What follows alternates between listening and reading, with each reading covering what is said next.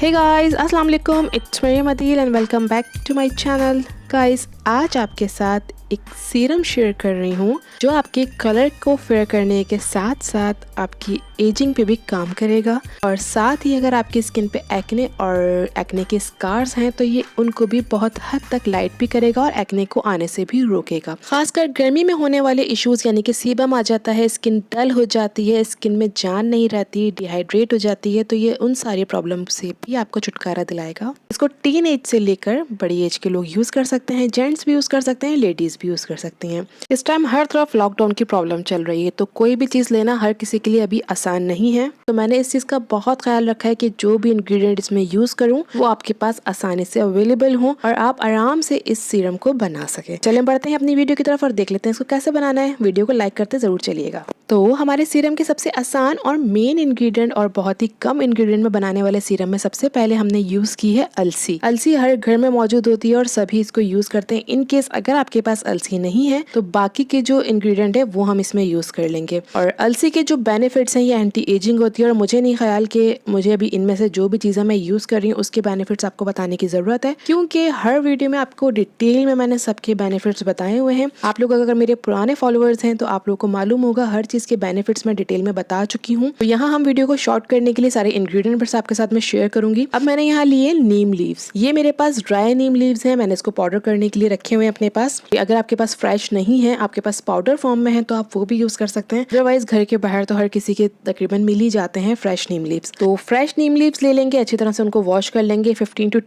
20 हम यहाँ नीम लीव्स ले लेंगे। उसके बाद यहाँ मेरे पास है मुलैठी, one of the main whitening ingredient है। ये स्किन को वाइट करने के लिए, कलर को एनहेंस करने के लिए, स्किन के कोलेजन को बढ़ाने के लिए मुलैठी बहुत बेस्ट इंग्रेडिएंट है। तो यहाँ मैंने 1 टेबल स्पून मुलैठी ले ली है और यहाँ मेरे पास है ग्रीन टी। अच्छा, ग्रीन टी और नीम लीफ में से दोनों में से कोई एक इंग्रेडिएंट अगर आपके पास नहीं है या फिर अगर आपके पास नीम लीफ नहीं है तो आप ग्रीन टी यूज कर लेंगे, ग्रीन टी नहीं है तो आप नीम लीव यूज कर लेंगे। ये दोनों एक दूसरे के ऑल्टरनेटिव इंग्रेडिएंट हैं, दोनों में से कोई एक यूज करना है आपको। तो यहाँ हमने ले लिए टी बैग भी। मैं आपको इसलिए दिखा रही हूँ कि बहुत दफा सवाल आता है कि हम खुली हुई ले लें या टी बैग ले लें, तो कौन सा ले लें। भी टी बैग भी यूज कर सकते हैं, खुली हुई भी यूज कर सकते हैं।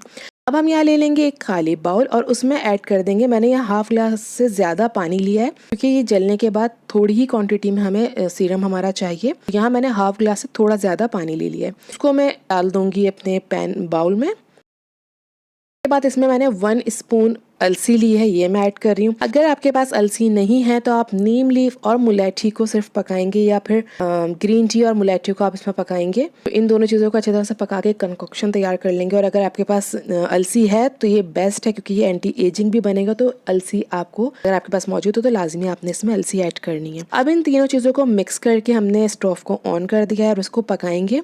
पहले हम तेज़ आंच पे पकाएंगे, एक इसके अंदर बॉयल आ जाएगा अच्छा सा, तो उसके बाद हम फ्लेम को थोड़ा मीडियम कर देंगे। उसके बाद इतनी देर हमें इसे पकाना है जब तक ये एक अच्छा थिक सा जेल फॉर्म में ना आ जाए। तो नियर बाय मुझे 10 या 15 मिनट्स लगे हैं इसको इस फॉर्म में लाने में। इतनी थिक हमें कंसिस्टेंसी चाहिए इसकी। अब हमने चूल्हा ऑफ कर दिया है और इसको थोड़े गरम में ही स्ट्रेनर के थ्रू स्ट्रेन कर लेंगे। ठंडा नहीं होने दीजिएगा क्योंकि अलसी का जो जेल है ठंडा होने के बाद सही से स्ट्रेन नहीं होता। तो गरम में हम इसको स्ट्रेन कर लेते हैं।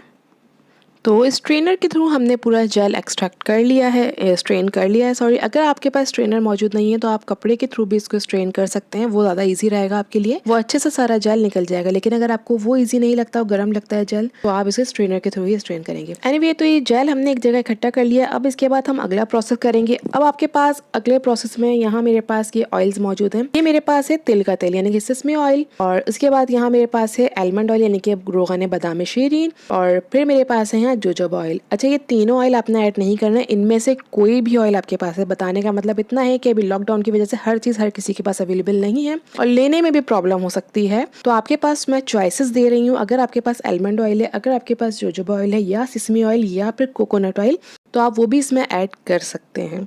तो यहाँ मैं जोजोबा ऑयल इसलिए डाल रही हूँ क्योंकि acne prone skin, oily skin भी इसको आराम से यूज़ करेंगे। अगर मैं इसमें बादाम का तेल या फिर सिसमी ऑयल इसमें ऐड करती हूँ तो वो ऑयली स्किन के लिए प्रॉब्लमेटिक हो सकते हैं, एक्ने पे मसला कर सकते हैं।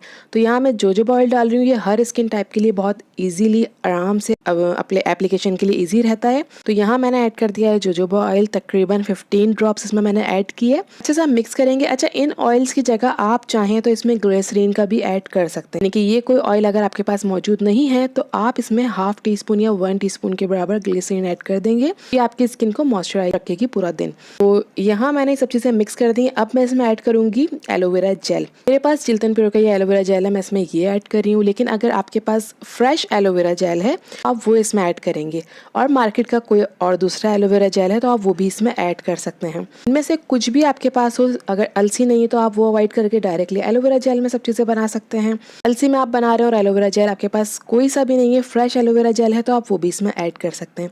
मीन्स कि आप किसी भी चीज़ को स्किप करके, कोई एक चीज़ स्किप करके दूसरी चीज़ में आप इस जेल को इस सीरम को बना सकते हैं। तो इसे हमने एलोवेरा जेल तकरीबन 1 टेबल स्पून मैंने ऐड कर दिया। फ्रेश एलोवेरा जेल होगा तब भी आप 1 टेबल स्पून इसमें ऐड करेंगे, और मार्केट का जेली फॉर्म में जो एलोवेरा जेल होता है तो अगर आपके पास है तो आप ½ टीस्पून इसमें ऐड करेंगे। अच्छी तरह मैंने मिक्स कर लिया है। ये हमारा सीरम रेडी हो चुका है। अब हम इसे ट्रांसफ़र कर देंगे कंटेनर में, इसमें हमें स्टोर करना है।